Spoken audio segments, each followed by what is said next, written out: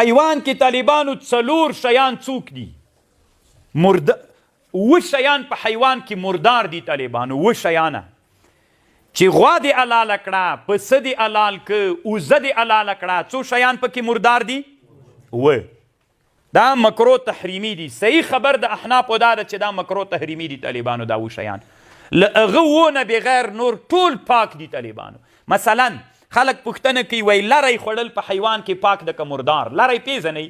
پارسیبانان ورته شکمبه وایي، عربي کې ورته کرش وایي، یا امعا کلمې، موږ ورته کلمې وایو، عربي کې ورته امعا وایي، روده، فارسي زبانان ورته روده وایي.